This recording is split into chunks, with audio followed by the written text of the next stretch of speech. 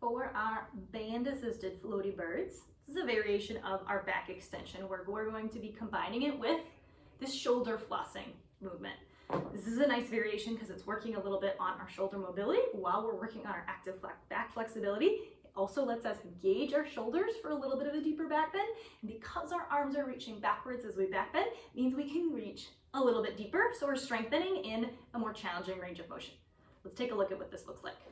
You're going to want your strap. It can be stretchy like this one that I have. It can be stiff like a yoga strap. You can use a towel if you don't have a strap, as long as it is long.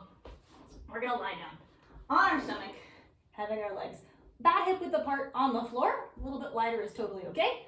Like all the other back extensions that I have been filming, we are going to keep our legs on the floor for this exercise. This is not Superman. We're not going to let them lift. We want those legs to stay heavy. That's going to keep more of the strengthening work in our upper back.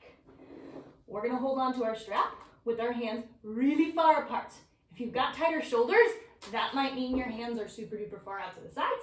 If you got slightly more flexible shoulders, they're going to be a little closer to reaching overhead. But hands are wide, arms are straight. And this one is a two-part, technically it's a three-parter. Part number one, we lift our chest and our arms just a little bit. Once our chest is off of the ground, then we add our shoulder rotation. We're going to reach those hands up and back towards our butt. As those hands are reaching back, you might be able to lift a teeny bit higher with that chest. Then we're going to reach those hands up and to the front, and then slowly lower. So part number one, lift the chest. Part number two, hands go back. Part number three, hands come forwards as we lower with control. A couple of things I want to make sure that we avoid for this to be a really effective exercise. Thing number one is bending the elbows. So we're not going to bend our elbows while we go through this shoulder rotation. If you feel like you have to bend your elbows, it means your hands aren't far enough apart on your strap. So take those hands farther apart so that you can have your arms straight while you're going through this rotation. Thing number two, make sure that chest gets up first before you add the arm reach. If we start with our chest on the ground and reach our hands back, now we already have our hands reaching back. More of our body weight is backwards.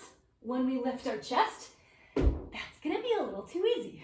Point of this drill is to lift our chest as much as we can first with our arms forwards, which makes this harder, and then bring those hands backwards. Then we can see if we can get a little bit more of a lift.